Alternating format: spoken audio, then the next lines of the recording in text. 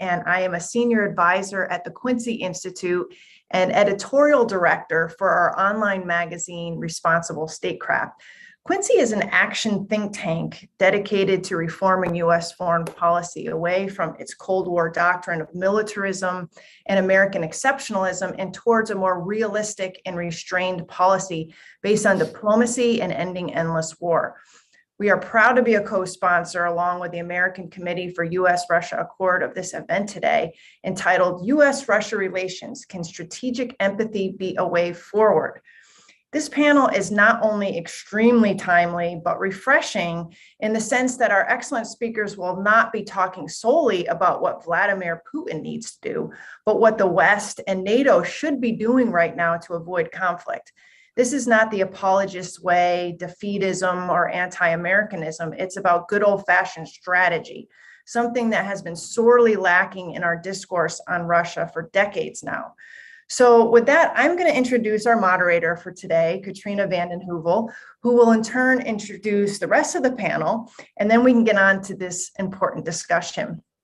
Most of you know Katrina. She is the editorial director and publisher of The Nation magazine and served as editor of the magazine from 1995 to 2019. She currently writes a weekly column for the Washington Post and is a commentator on US and international politics for MSNBC, CNN, and PBS. She is president of the American Committee for US-Russia Accord, which was first founded by her husband, the late brilliant academic and author Stephen Cohen. Katrina is also a member of the board of the Quincy Institute. So thank you, Katrina, for organizing this much needed event today. And I will hand it over to you and see everybody on the other side for the closing. Thank you, Kelly. And thank you, Quincy, for co-sponsoring. As you said, Kelly, this is an extraordinarily perilous moment. And I think what's going on in a lot of what passes for diplomacy is kind of nuts. Right now. And this is an antidote, this conversation, I hope, to the armchair warriors who dominate so much of our media. We need an alternative view, at least debate, and we get so little of that. So I welcome today's panel. Strategic empathy is a term James Carden built on the work of Hans Morgenthau, of Reinhold Niebuhr, to a certain extent, Robert Wright, who we'll hear more about it from our speakers. But it's really about what we've missed so much in our diplomacy. Diplomacy is a word that's been forgotten in some ways. And as you said, Kelly, to de-escalate, to have restraint, to understand the limits of American power has been something very difficult for those running the foreign policy of this country. Tomorrow is the doomsday clock, the 75th anniversary. And I think where that clock stands, this is a project Governor Brown's been very involved in, will be telling. So I'm grateful to our panelists who have different perspectives, but who all believe that debate and democratic discourse, with all the talk of democracy, we don't have enough democratic debate, it seems to me.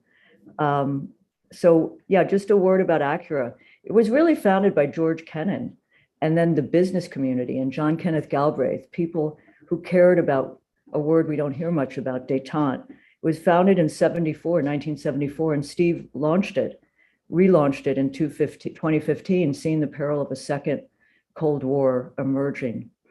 So it's premised on, that no real European, no real international security is possible without essential kinds of stable cooperation with Russia.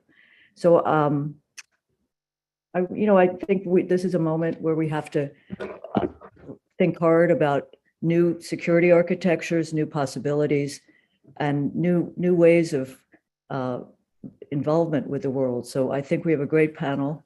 I want to introduce very briefly. I don't need to introduce Governor Jerry Brown, but I will. He's held every office in California, but what you don't know is that he cares deeply about China, Russia, US relations. He was chair of the Bulletin. He's very involved with nuclear security issues, very close to former Defense Secretary William Perry. and I think has followed these issues as carefully as anyone. He's at work on a major review essay about sort of new hawkish books on China for the New York Review of Books. And Nikolai Petro is on the board of Acura and is a professor of political science at the University of Rhode Island. But that is has served in Moscow. And thank you, Nikolai, for sending that note the other day about how the embassies, which have been under siege, really, that's a basis for strategic empathy in a sense, and those are being shut down essentially. Nikolai is extraordinarily knowledgeable about Ukraine, and I look forward to his thoughts at this moment. Robert Wright, New York Times bestselling author, won all kinds of national magazine awards, has written for the New Yorker, the New York Times, The Intercept, and The Nation, and is at work on essentially doing his own thing based at the Union Theological Seminary, but blogging and writing and podcasts, and is coined a term cognitive, empathy, which will be interesting to hear more about. James Carden is at head of Acura. It runs the website, is a great friend, someone who's written for everything from The Nation to the American Conservative, the National Interest, served in the State Department, and is going to be my co-moderator and summarize the discussion and open it. And do put your questions in the chat. We'll be monitoring those. And I want to begin, as I threatened him, with Governor Jerry Brown. And I'm grateful to you for making time, all of you. Thank you. All right. Thank you. And it's really a pleasure to be part of all this. It couldn't be more timely. The doomsday clock stands now before the report tomorrow at 100 seconds to midnight. That's the closest it's ever been since the founding back in the late 40s. And while you could say it's a metaphor, it represents the thinking of our security, Science and Security Committee, that are made up of some very serious and well-schooled scientists. These are thoughtful people. Some have been in government, many in the intellectual institutions, all have PhDs. They know science, they know climate, nuclear, and cyber, and bio, and things like that. So it's a serious effort. I sit in on the discussions, and I can tell you that they really think hard about it. I don't know what other group thinks about doomsday, thinks about major wipeout or great suffering wrecked on the people of the world. So that's why it should be taken very seriously. And there have been other things, people worrying about the risk that we're now in. Back in the early 50s, we had the statement, the declaration by Bertrand Russell and Albert Einstein of humanity at the brink. We had Jonathan Schell writing his book, The Fate of the Earth. We had last year, The Precipice by Toby Ord from Oxford, saying in his judgment, we had a 1 in 6 chance of the unrecoverable collapse of civilization. Now, not relying on any one as some dogmatic conclusion that you can rely on, they're straws in the wind. They're indicators that the times we're in are very serious. And I think people have forgotten the way people felt, certainly during the Cuban Missile Crisis. I was at Yale Law School then, and remember being quite fearful that the end was upon us. And the leaders thought that. John Kennedy thought we escaped with luck, 1 in 3 chances. And what that indicated, and not only do we have the weaponry, but we are given to false thoughts and assumptions and conclusions. We're given to ignorance. We're given to, just President Biden thought he had several months before the Taliban would take over. And they were already taking over hours after the announcement that the US were leaving. So we can't assume that the people in Washington know enough when they take these big decisions. And we can't assume the people in Russia, Putin knows enough, the people around him, or the people around Xi in China. So in high places, just because they're high doesn't mean they're profoundly informed. In fact, just the opposite. They make huge errors. And people are comparing a lot. They're going back to World War I. And there was a very excellent book called Sleepwalking was in the title.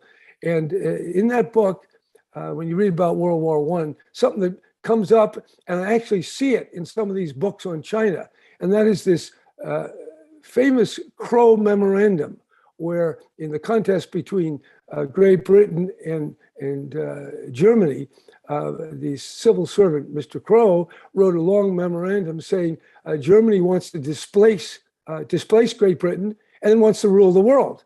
And that's exactly what some of our insiders and Washington pundits and thinkers and officials are saying about China.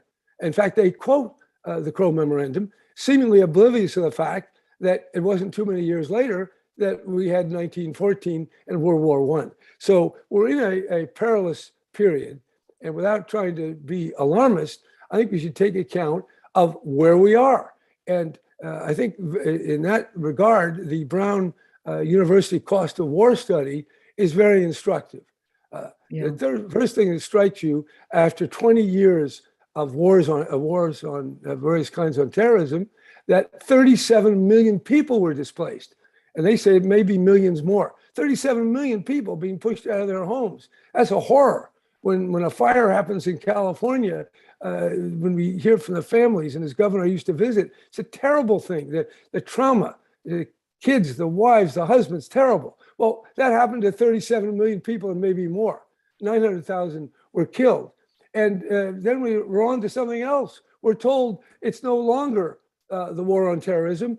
The watchword now, and they always have some kind of a watchword, it's called interstate competition. And that was in the national strategic posture there, national defense strategy. We're talking now about interstate rivalry. We're talking about rivalry with China, and we're off to the races again. Now, not to say that there are not going to be rivalries, not to say that there aren't military issues, not to say that Putin is doing some very terrible things, and so is Xi. But we have to, in the spirit of Reinhold Niebuhr, have humility about ourselves. And even if we want to go back to John Winthrop and City on the Hill, still, if we want to invoke that Christian sensibility, humility, a sense of sin, a profound sense of our ignorance. I think of the Catholic Church's doctrine about mortal sin, which everyone is capable of committing and usually does. Mortal sin darkens the intellect, weakens the will, and inclines the soul to sin. Well, if you think that's true of people, it might be true of countries. And if you look at the cost of war, I'd say there was a lot of sin there, and there's a lot of suffering. There wasn't a lot of strategic empathy. Now, empathy, from my experience in politics, well, in one sense, these weren't empathetic people that I was dealing with. These are politicians, struggle for advantage, quite rivalrous. But nevertheless, the successful wielder of power and seeker of power is somebody who can understand the other side, the other guy. And very important to have empathy, to have intuition, not to be just some blockheaded follower of these abstractions, these thoughts, these beliefs. And we're in a world now of, I don't want to call it age of belief. It's a perverted kind of belief. People, millions, tens of millions in America don't believe in the outcome, the official outcome of the last presidential election. Millions of people don't believe that vaccines are good, but they're bad. And so these same beliefs, not the same, but a similar process, mental process, helps shape the Washington attitude toward China, toward Russia, and to other countries. And we have to, in that spirit of Reinhold Niebuhr and Morgenthau, understand ourselves as flawed, as in some kind of darkness when we look at the world. And so we take some time to consider maybe the other person sees the world differently, putting ourselves as much as we can in the shoes and the eyes of another. If I think of the word empathy, it goes back to the Greek word pathos, pathe, which is suffering or experience. And in the great play of Aeschylus, Agamemnon, knowledge at the end of the play comes through experience, through suffering. So through empathy, we can understand what others have gone through. We can understand in a more fine-grained way, in a deeper way, what our existence is all about and what the world geostrategic, which is a big word the last few decades, what it's all about. So as we face the challenge in the Ukraine, most of what I hear are demonizations, much like the Crow Memorandum in 1907. We're hearing name calling. We're not hearing, certainly not hearing strategic empathy, or we're even hearing straight talk. It's a lot of emotional words. Maybe they're not emotional, maybe they're very intentional, but it's not opening the door, opening the way toward working out differences. And certainly the plight we're in now is not from the last couple of years. Ever since NATO was expanded, over the opposition, I might say, of Paul Nitze, who was the hardline individual who helped kill the SALT II treaty. And yet here is a man who was saying, don't expand NATO, as did Robert McNamara, as did Edward Luttwak, as did even Mr. Pipes, the famous Reagan conservative hardline guy. He signed the manifesto of 50 different people. And of course, George Kennan said it was the worst foreign policy move he ever made. Now we're suffering from that big error and a lot of the other errors that have happened. So it's not to say that America is some uniquely flawed state, but that it is a state and it is human. And therefore, it has to have a certain amount of not only strategic empathy, but strategic humility. Or actually, I like to take the word strategic out because that is a buzzword.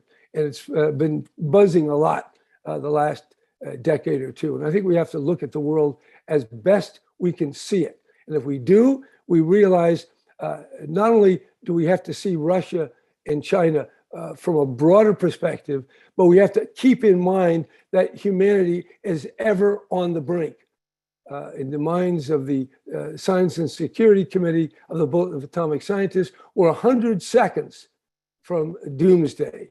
We're in danger of the nuclear outcome, the nuclear horror, but also the steady march of climate disruption. And then, of course, in the middle of the virus, we ought to know that we've got a global, a planetary problem. So instead of political realism, certainly instead of crackpot realism, which I see a lot of, we need a type of planetary realism where we see where we are and we act accordingly. Thank you, Governor Brown, and thank you for rethinking strategic empathy and for reminders about sin and suffering and the importance of humility.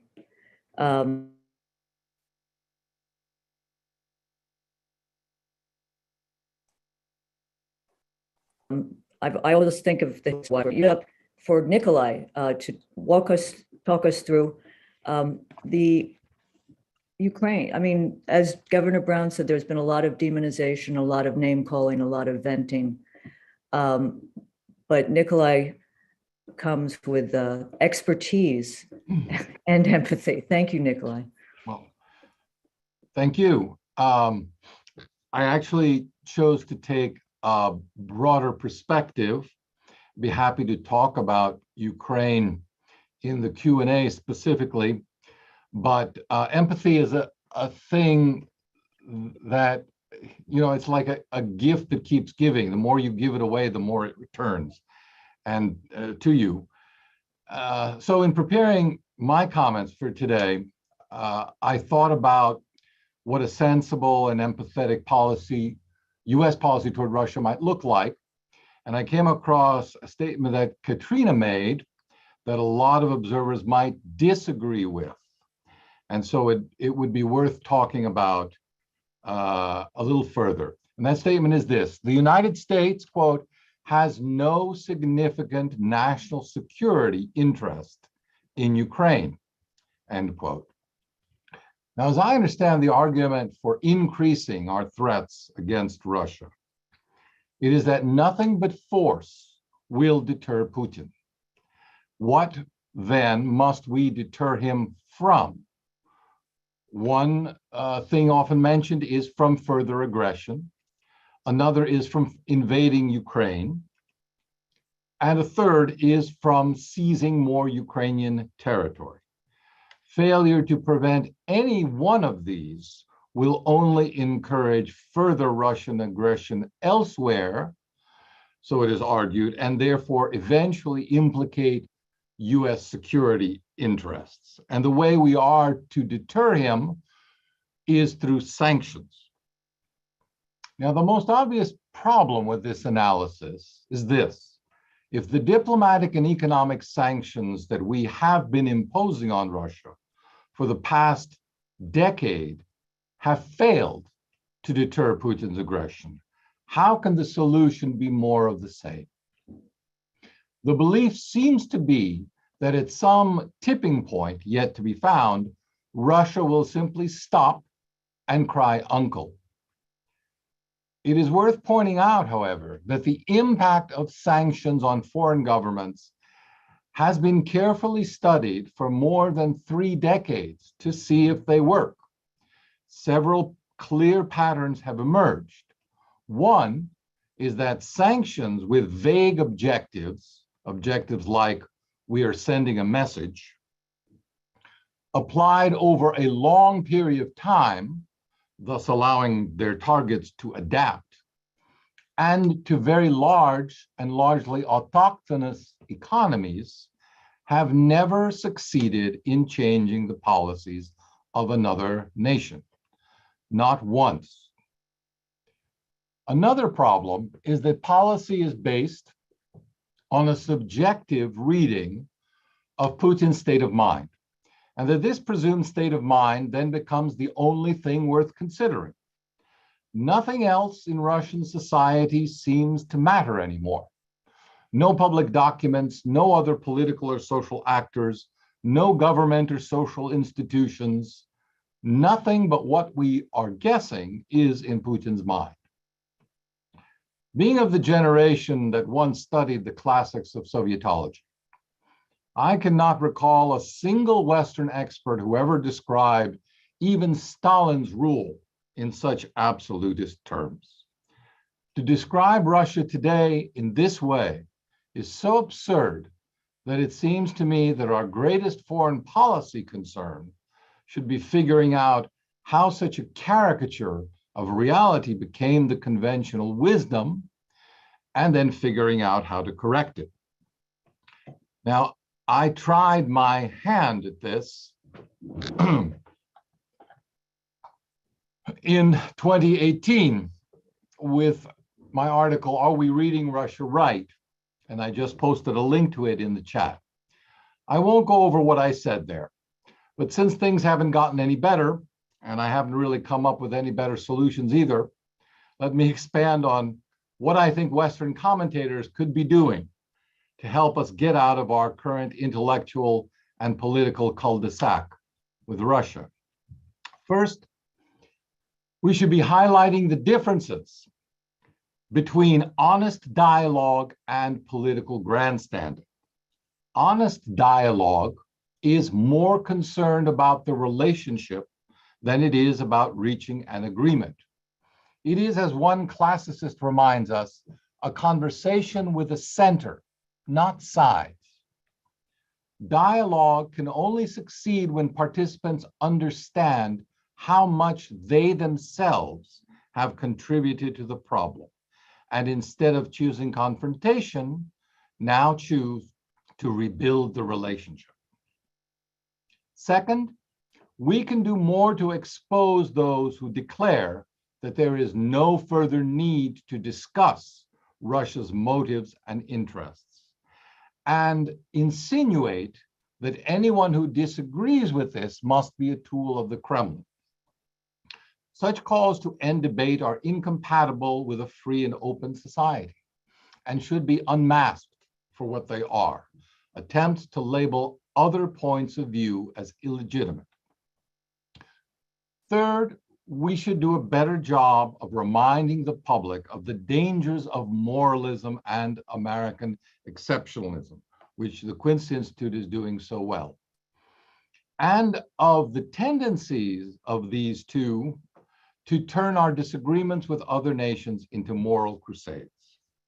I'm so glad Hans Morgenthau has already been mentioned, but I'd actually like to quote from the father of both strategic empathy and realpolitik, who wrote at the height of the Vietnam War that what a president really needs is, quote, an intellectual father confessor who dares to remind him of the brittleness of power, of its arrogance and blindness, of its limits and pitfalls, who tells him how empires rise, decline, and fall, and how power turns to folly, empires to ashes. He ought to listen to that voice and tremble, end quote. Finally, we should redouble our efforts to humanize our adversaries so that meaningful dialogue that I mentioned before becomes possible. Again, quoting Morgenthau, we should, quote, be aware of the frailty of human reason carried on the waves of passion. In that frailty, all men share, Greeks and Persians, Americans and Russians. Beholding them as brothers in blindness, we can be just to them, end quote. Perhaps the biggest obstacle for peace today is that when discussing politics, if one feels empathy for one side, it is presumed that one cannot also feel empathy for the other. How small our hearts have become, do we so casually assume that they cannot contain compassion for all? If we could but cultivate such compassion, it would be the greatest and most lasting achievement of strategic empathy and US foreign policy. Thank you. Okay, Nikolai, thank you very much for that presentation. I'm going to jump in and take over moderating duties for a second and pass the baton to Robert Wright. Thank you, James. And thanks to both you and Katrina for inviting me to this. First of all, I want to thank Governor Brown for bringing up that book, Sleepwalkers, about World War I. As it happens, I just listened to that some months ago. And one thing that comes through clearly there is a tendency in the run-up to World War I for nations to look at things their adversaries did that were done for defensive purposes and misread those as offensive in intent. And it's a very common problem. I think, we can all see how maybe some of that's going on right now with Russia and Ukraine. There's a tendency to read Russia's aspirations as in one sense or another offensive, when, of course, nations are known for wanting to have friendly states immediately on their borders for defensive purposes. I also, I'm glad that I think both Governor Brown and Nikolai reminded us that the stakes, when we talk about empathy, the stakes are larger than the Russia-Ukraine situation, although they certainly apply to that. I think right now there are, a growing number of non-zero-sum problems in the world, arms control problems, environmental problems, and so on, that nations have to get together and solve. And they're going to have trouble solving them if they can't understand the perspectives of the people on the other side of the negotiating table. And in fact, if they can't understand the perspectives of those people well enough to get along with them, they may never get to the negotiating table.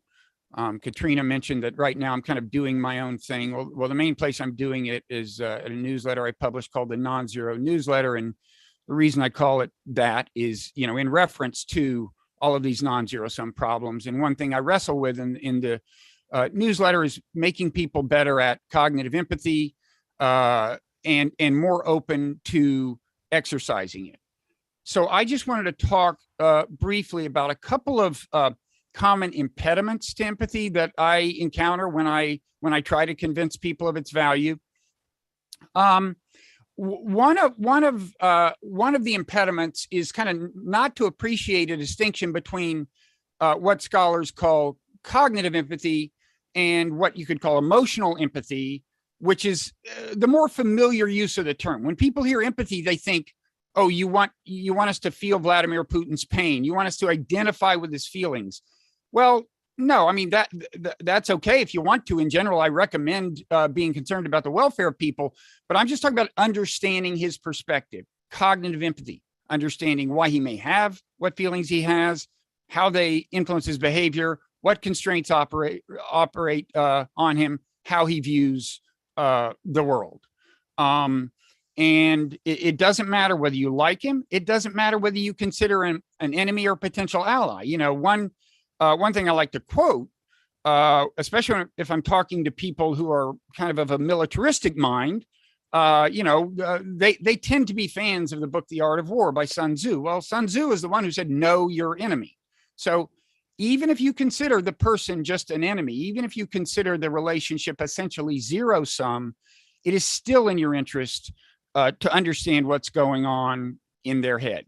I think the other big impediment to the exercise of empathy, and the big obstacle you run into if you try to recommend that people exercise it, is, and Nikolai, I think, alluded to this when he talked about, being accused of being a tool of the Kremlin, is there is a deep-seated human intuition. I mean, I think this is really part of human nature to assume when you hear people trying to explain why someone did something, if it's someone who did something you consider bad, to assume that in trying to illuminate their motivations, you're trying to excuse them. It's just almost natural to draw that inference, and people draw it all the time. They think that to just explain why somebody did something, you are sympathizing with their doing it, excusing it. A term that commonly comes up in this context is apologist. If you try to, you are a Putin apologist, you are an Assad apologist, even if all you wanted to do is understand why they're doing what they're doing, so that if you want to change their behavior, you can change it, right? I think we'd be better off if that use of the term apologist were somehow expunged from the language. It's a common discourse impediment. It's a common stopper of honest inquiry. And I know that Katrina's late husband, Steve Cohen, was sometimes, people tried to stigmatize him for just saying, I think this is the way Russia may be looking at things. So I think, we need to try to convince people that, to try to understand somebody's point of view is not necessarily to express approval of what they're doing or try to absolve them of responsibility. It's just to try to understand things. I think this tendency to infer that you're trying to excuse people if you try to eliminate their behavior is one reason that, warmongers work so hard to demonize the leaders of countries they want to invade. Because, once you're, and look, usually these people have done some bad things. Most of us have. Some of them have done a lot of bad things, but there tends to be an attempt to exaggerate how bad they are on the part of people who want to invade the countries, because once they've got you thinking of them as evil, then it's going to be very easy for them to stop you from trying to understand their motivations. All they have to do is say, oh, you're an apologist for this person, and that's a debate stopper. I just want to mention one other reason that I think it's people who like to invade countries are often trying to exaggerate the badness of the leaders of the countries they want to invade.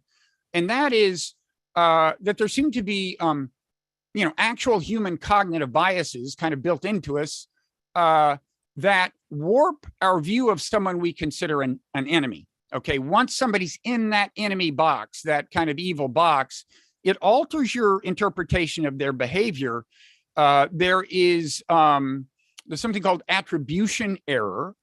And what that leads you to do is once you consider somebody an enemy, if they do something good, you explain it away as a atypical fleeting response to circumstance. If they do something bad, you attribute it to their essential nature.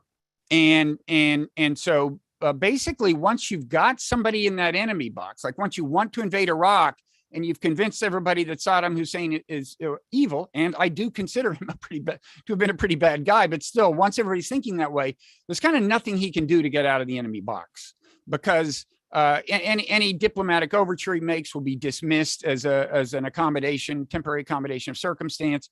Anything bad he does will reinforce the enemy image. This very point was made by a scholar named Herbert Kellman, and so I think, as I suggested at the outset, as Governor Brown emphasized, the stakes go beyond Russia and Ukraine, although those are very important stakes right now. And that's why I think it's good for all of us to think about how they can convince other people. How can we convince other people of just the value in your everyday life, in all circumstances, of working to understand the perspective of other people? You don't have to feel their pain, just understand them. And that's even true, and probably especially true, of people you don't like or people you consider adversaries or enemies. Thanks. Okay, thank you, Bob. I'm going to turn it over to you, James. Okay. Mike. Well, so I'm going to sum up, I guess. Governor Brown opened his comments by mentioning the Cuban Missile Crisis. Huh.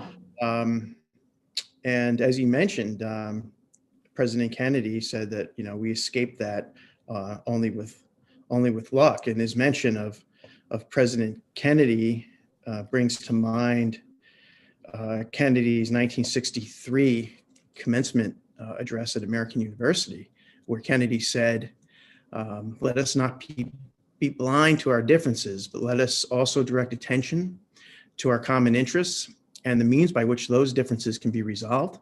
And if we cannot end our differences, at least we can help make the world safe for diversity. For in the final analysis, our most basic common link is that we all inhabit this small planet. We all breathe the same air. We all cherish our children's futures, and we're all mortal. And that's a pretty good definition of what Katrina and I meant by embracing strategic empathy in our article. Now, at the top, Katrina was being typically generous in crediting me with the idea of strategic empathy, but obviously it has a very, very long and rich pedigree, beginning with, of course, the New Testament, and then, of course, Hobbes mentioned it in Leviathan. That might come as a surprise to some people. Teddy Roosevelt's Secretary of State, John Hay, said that we should have a foreign policy based on the Golden Rule and the Monroe Doctrine. And then, of course, writers and thinkers, closest to our own time, such as Morgenthau, who we mentioned, Niebuhr, who the governor mentioned, George Kennan, and writers and thinkers like Bob. I will say this: I was alarmed after we published the article. I was alarmed to learn that H.R. McMaster has also adopted the term, but he used it in a way rather different from the way that we're using it. And I think that, the governor mentioned Reinhold Niebuhr, and, Niebuhr also would have recognized, I think, the irony of our situation today, where we have a foreign policy establishment that, continually enters into covert and or overt alliances with the very people and causes that are the antithesis of what we Americans and what they themselves claim that they stand for.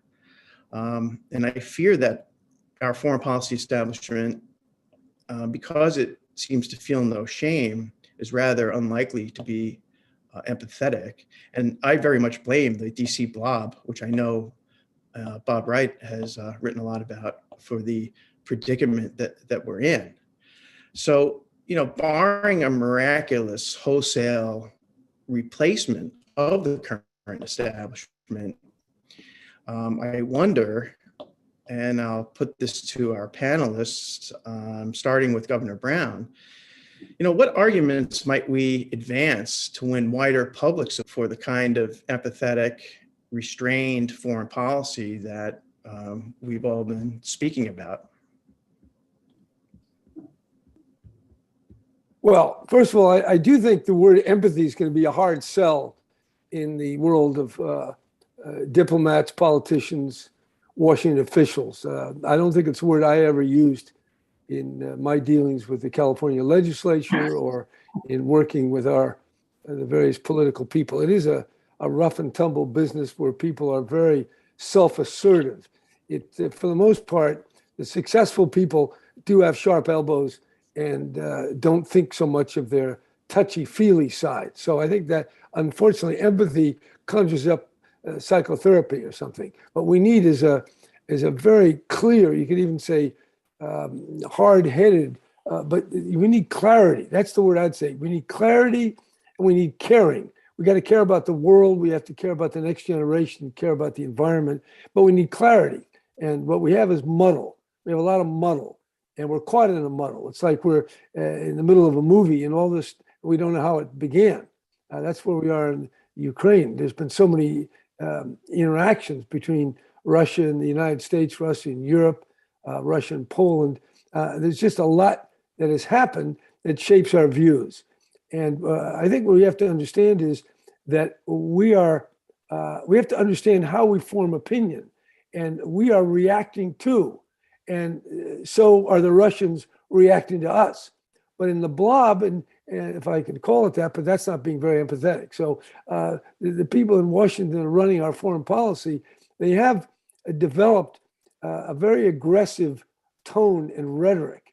And without in any way being soft, because I know that word is very bad in the political world. We like tough on crime, tough on Russia, tough. So you got to keep everything within that framework.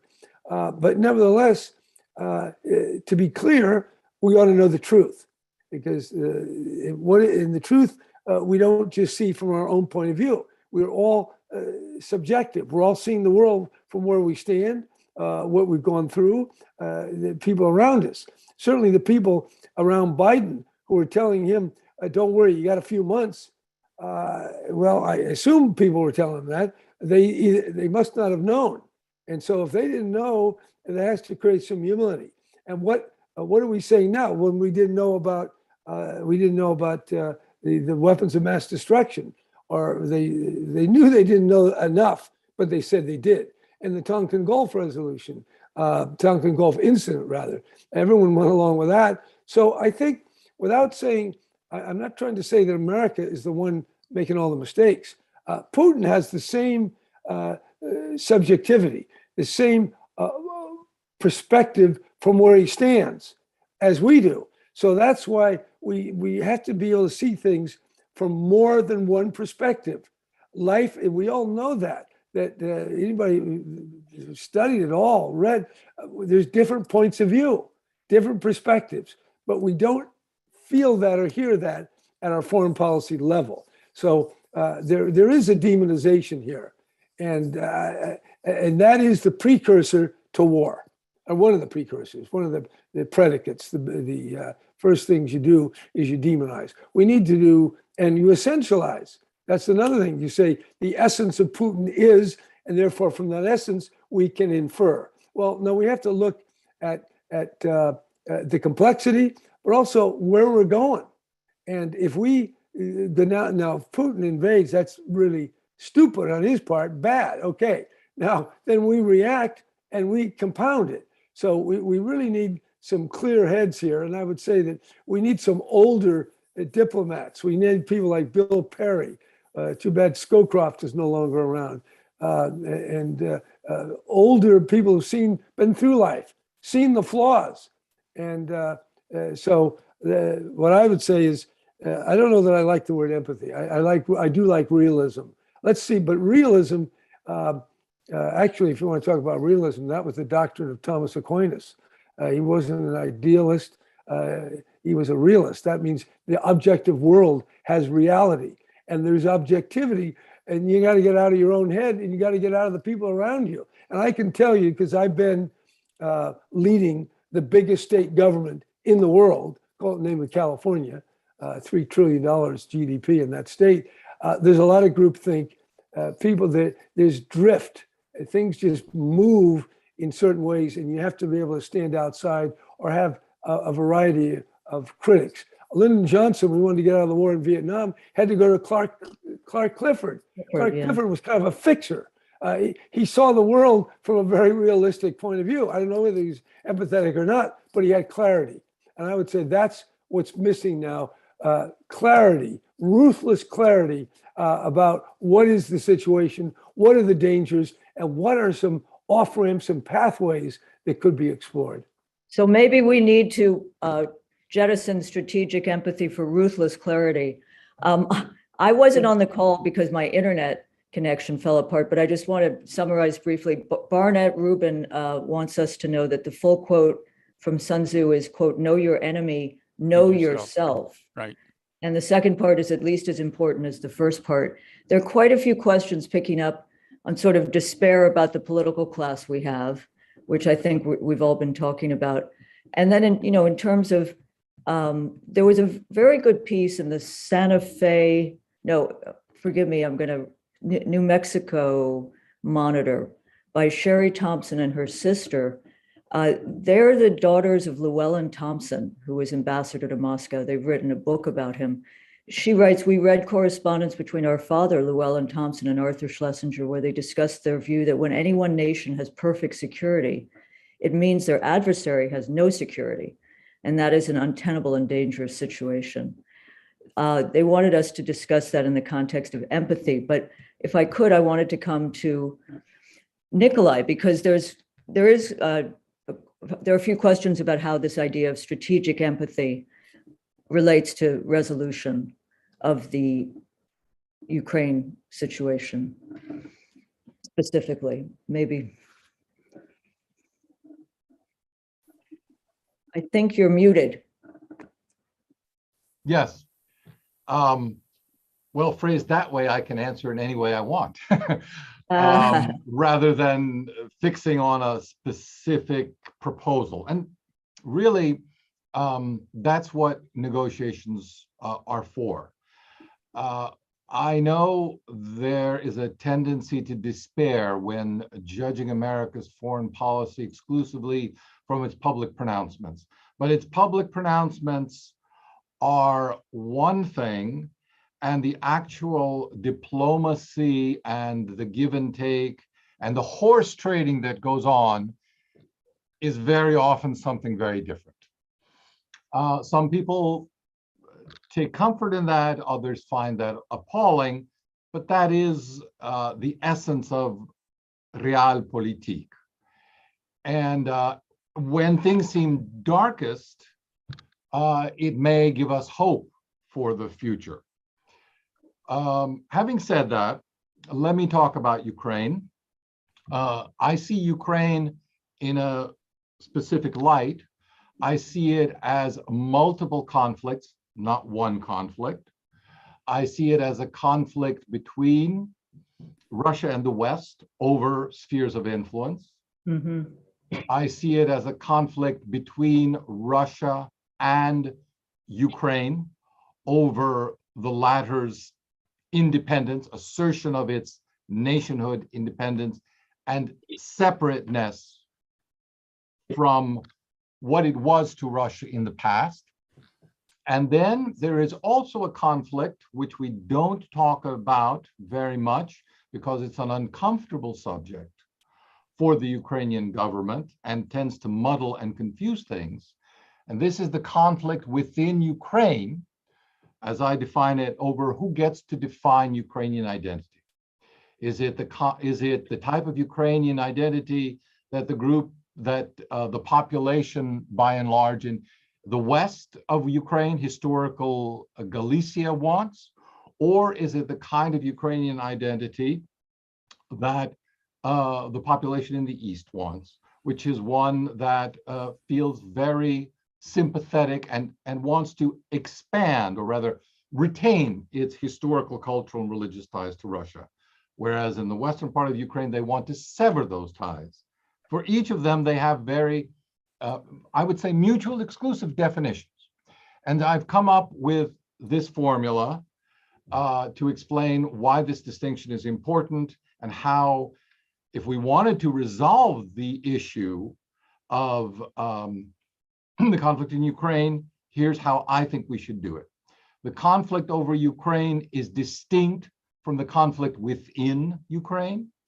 Resolving the conflict over Ukraine will not resolve the conflict within it, whereas resolving the conflict within Ukraine will resolve the conflict over Ukraine, because it will restore agency to Ukraine itself. It will force the conflicting parties, which have been conflicting for decades, perhaps even centuries, to sit down and talk to each other. And when they're able to do that, then the rest of this aspiration to pull the entire country over to one side or another is something that Ukrainians don't have to engage in.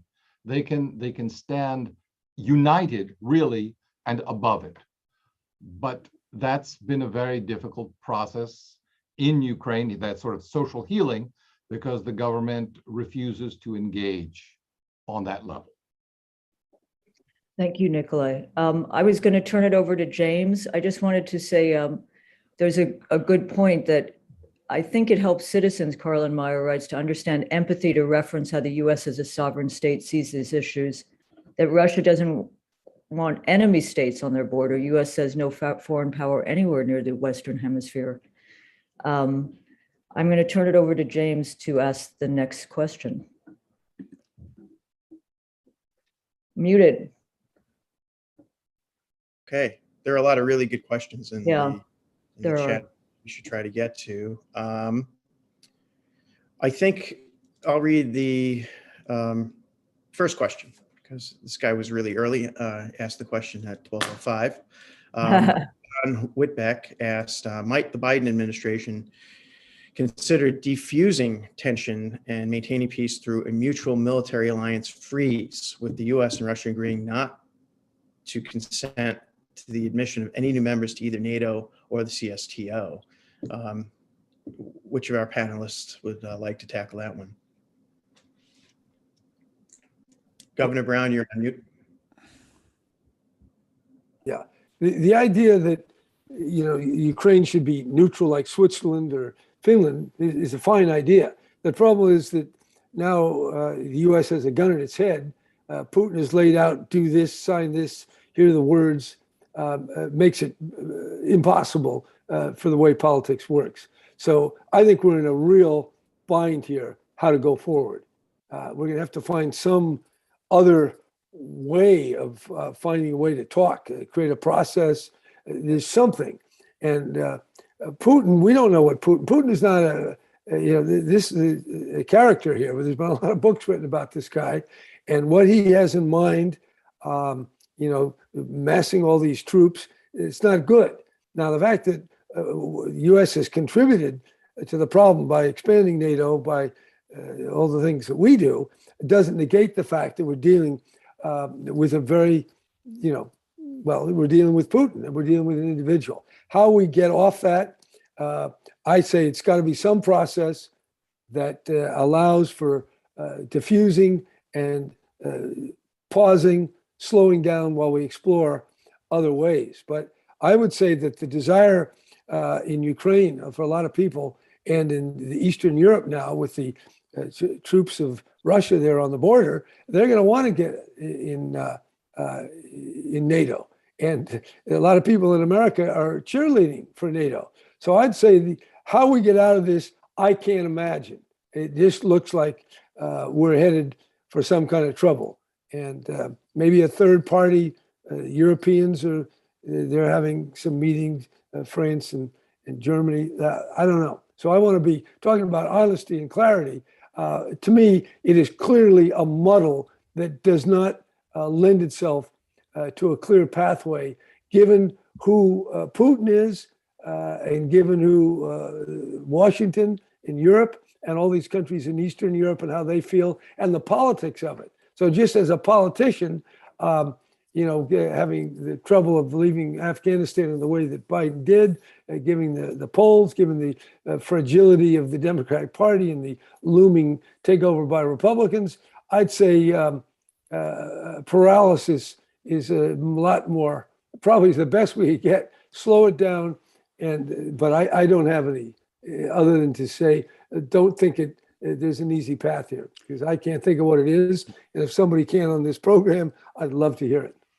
James, can I say one thing about that? I mean, I think as Governor Brown suggested, Biden's in a tough spot politically. I mean, if he comes out and says, okay, we will not expand NATO to Ukraine, he'll pay a big domestic political price for that. The blob will be all over him. It'll be Munich, and so on. And I think it may be that if Putin had exercised more strategic empathy, he would have understood the box he's putting Biden in by making that like an on paper demand. But I also think, I think generally about this thing is this mess is almost entirely, could have been completely avoided if the U.S. were better at empathy, or if you prefer a more clinical term, perspective taking. Sometimes people are more open to that, but we would not have expanded NATO. We would not have meddled in the Ukrainian election. And most Americans don't understand how, given the way we were involved in that, Russia could very plausibly view that as almost tantamount to a U.S. orchestrated coup. That's not a totally crazy perception from their point of view. Anyway, there's a lot of things we wouldn't have done if we had been thinking clearly, but we are where we are. And so I think while trying to, encourage the wisest response to this crisis we also have to think long term. We just have to change the way people think about these things and not keep getting ourselves into situations like this. And one way to do that is to preach the sermon I think we're all on board with. But another way is to try to change the political environment in the United States such that a President Biden in a situation like this would have a little more wiggle room, right? Yes. And wouldn't need to worry about hearing the word Munich 50 billion times if he did at least intimate, even if he didn't guarantee it on paper, intimate that no, there are no long-term plans. We don't see Ukraine entering NATO anytime soon. As far as I know, he won't even go that far, such as the political environment in the U.S. So I think there's a lot of hard work ahead, having to do. And look, there's encouraging news. There is the Quincy Institute. The establishment of Quincy is a really important thing, and there was previously no foreign policy think tank of any magnitude in the U.S. That really was in favor of exercising strategic empathy on a regular basis. So there is progress, but I think, to some extent, we have to think long-term, change the environment, change the way people think. I think, the planet, it's an existential question for the planet in the long run, whether we get better. I got to jump in. Can I jump in 1 second? Look, it's nice to say we need to take more time long term. Short term, it's Putin is, if he wants to go in to invade, then we're going to have all these sanctions. Then we're going to have escalation of the conflict. We've got Taiwan over there with a lot of people in Washington calling for some kind of independence. That'll trigger a war over there. I'd like to be more helpful or hopeful. I just want to come back to the point. We're in deep trouble at this very moment. I think you're both right, and I want to thank all of you. But the Quincy is an important development, American Committee for U.S.-Russia Accord. But this is a time when I believe the people outside of D.C. were hard-headed. Jerry usually means no new thinking. I mean, that's. But I think people outside of D.C. are not as Petros. I mean, Ukraine is not a central national interest, and the economy and other things. We need to build down and drill down now to avoid a war. But I think Bob is right, that we need to build an environment where Biden sees downside to these kinds of endless wars and these projects that don't bring security to America. And I want to thank all of you. I mean, sadly, paradoxically, as I wrote, NATO now largely exists to manage the risks, it created by its existence. And there was an alternative on offer. And I think the fight for a new alternative, maybe midterm, not long-term, is critical, as is averting war. But the stumble to war is really dangerous because it could just be triggered. It may not be built out of the blob, but it could be triggered by the blob. But thank you all, and Kelly and Quincy, thank you, and Governor Brown and Bob, Wright, James, Cardin, and Nikolai. We could go on, and we had many good questions and many good participants. So maybe, I hate to think, let's have part 2 when there's no war. Yeah, absolutely. And thank you for all the kind words about Quincy. Quincy wouldn't be in existence without the people on this call, with the people out there, the voices who have been banging the drum on this issue for so many years, but just hadn't been able to get a seat at the table, had been drowned out by the mainstream media and orthodoxy. And so, yes, I mean, so glad that Quincy is able to take advantage and be able to bring all of you to the fore like this. And I just hope that there were Hill staffers and administration people on this call to hear all this. Yeah, I want to thank, I mean, Just Foreign Policy is a group that has helped with staff, bringing staff to bear. And there are other groups now that are forming. And I think that's hopeful. And Governor Brown is realistic. And but we can't end on a note like that, Governor Brown. We have. You're muted. Governor Brown is never muted.